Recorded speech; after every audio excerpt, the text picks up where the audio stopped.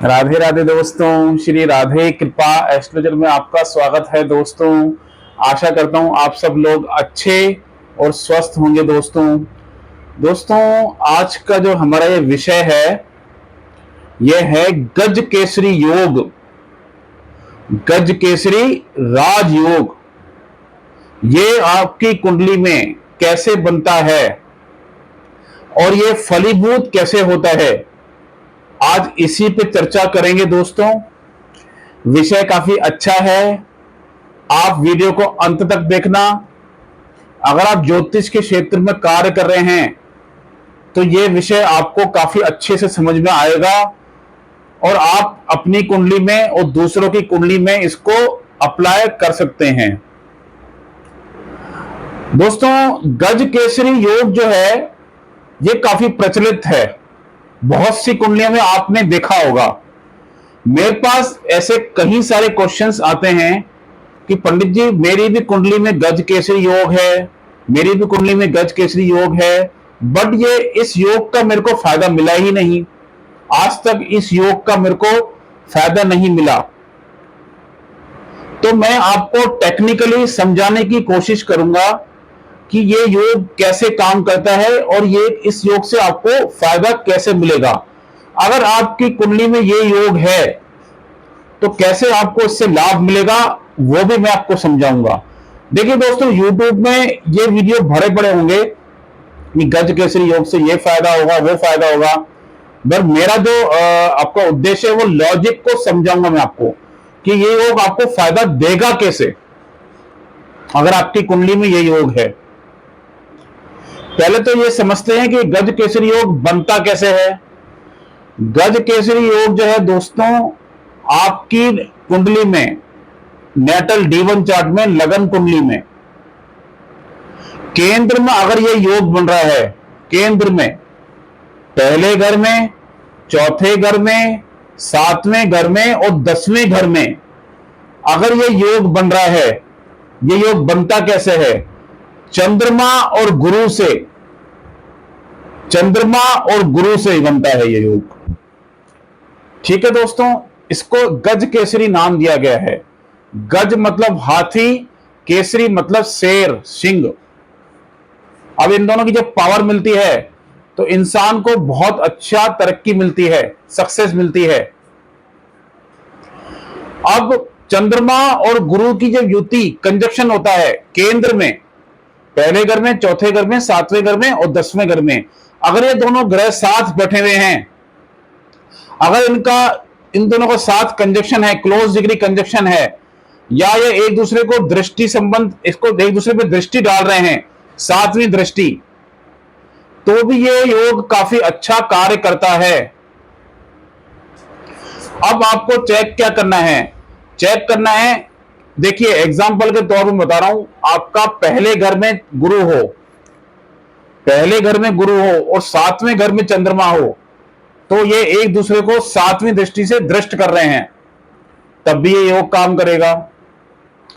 Example के तौर पे मान लीजिए चौथे घर में गुरु हैं और सातवें घर में चंद्रमा है, तो दोनों एक दूसरे को दृष्ट कर रहे हैं, तब भी ये योग काम करेगा।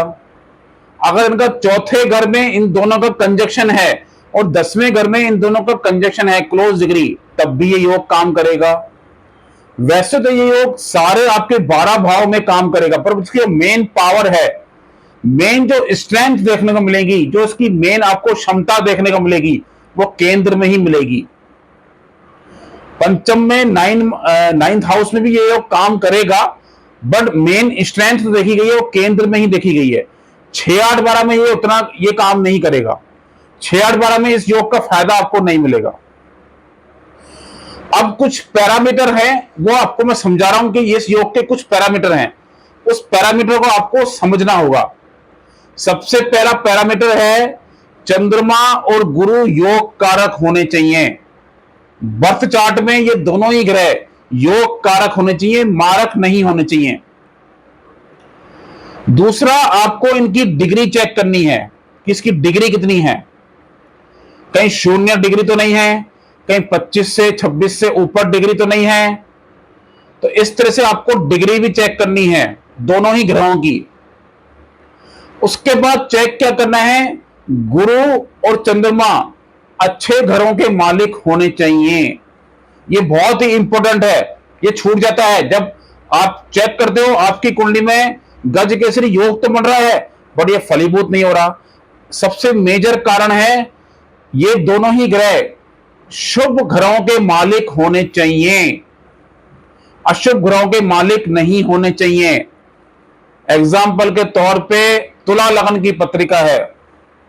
अब तुला लगन की पत्रिका में जो गुरु है वो थर्ड लॉर्ड भी है और सिक्स्थ लॉर्ड भी है, तो ये योग काम नहीं करेगा।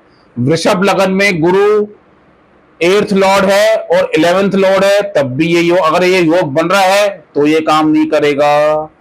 इसी तरह से ये दोनों ही ग्रह योग कारक होने चाहिए, अच्छे घरों के मालिक होने चाहिए। एग्जाम्पल के तौर पे कर्क लगन ही मान लीजिए।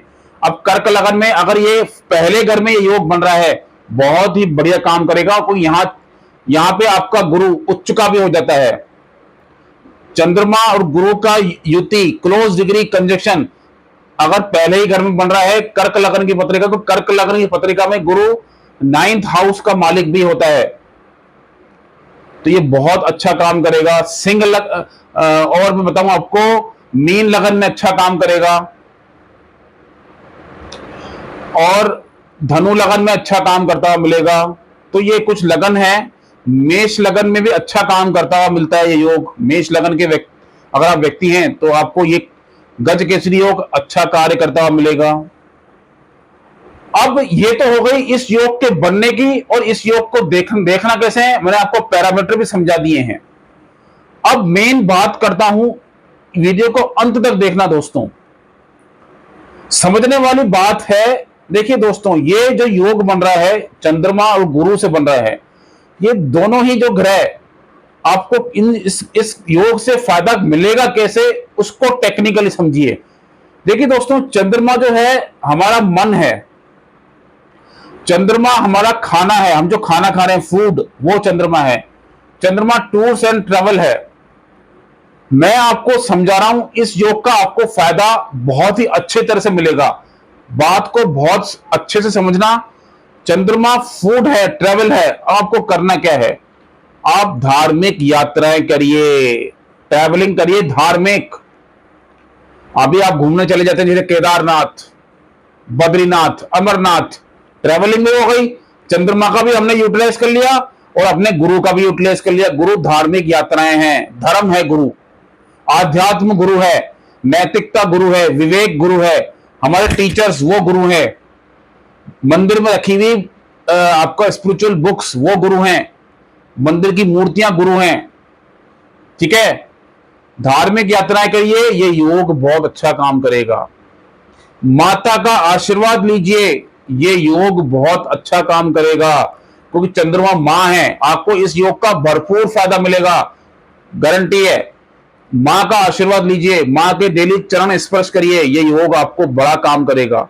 अपने घर में जो बुजुर्ग हैं उनकी सेवा करिए, उनका आशीर्वाद लीजिए, ये योग काम करेगा। भगवान को, जो भी भगवान को आप मानते हैं, जब भी आपको मौका मिले उनको भोग लगाइए, उनको भोग लगा के वो प्रसाद ग्रहण करिए, क्योंकि चंद्रमा फूड भी है ना। और भगवान धार्मिक, आपको बता दिया मैंने कि भगवान की मूर्ति जो होती है वो गुरु होते हैं। तो ये योग दोनों समझने की कोशिश करिए। चंद्रमा फूड है और जो भगवान की सेवा कर रहे हैं वो गुरु है, तो आपका गुरु भी एक्टिवेट हो जाएगा, दोनों चीजें एक्टिव हो जाएंगी। योग बहुत बढ़िया से काम करेगा। भगवान को भोग लगा के, डेली नहीं कर सकते तो वीक में एक बार भगवान को भोग जरूर लगाइए, वो प्रसाद ग्रहण करिए। भगवान को पानी पिलाइए, कभी मौका मिले तो उस पानी को आप ग्रहण करिए।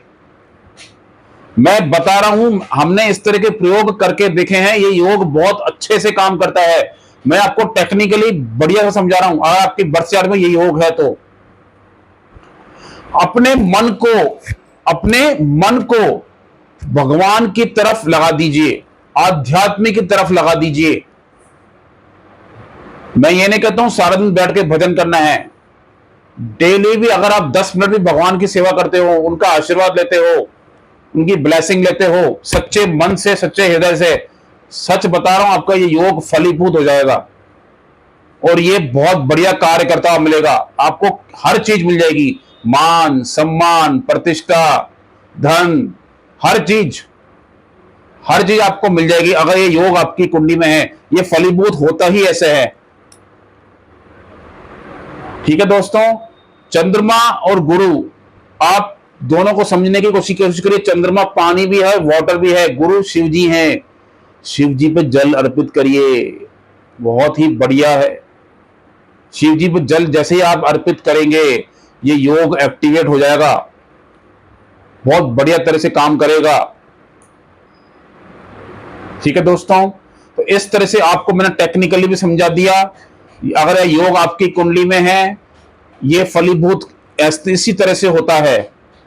मेरे पास ये क्वेश्चन आते हैं, पंडित जी मेरी कुंडली में है ये, आजकल मेरे को कुछ फायदा मिला नहीं। मैंने कहा आपको इस तरह से कार्य करिए, आपको फायदा अवश्य मिलेगा। ये हमने खुद अपनी रिसर्च में अपना के देखा है।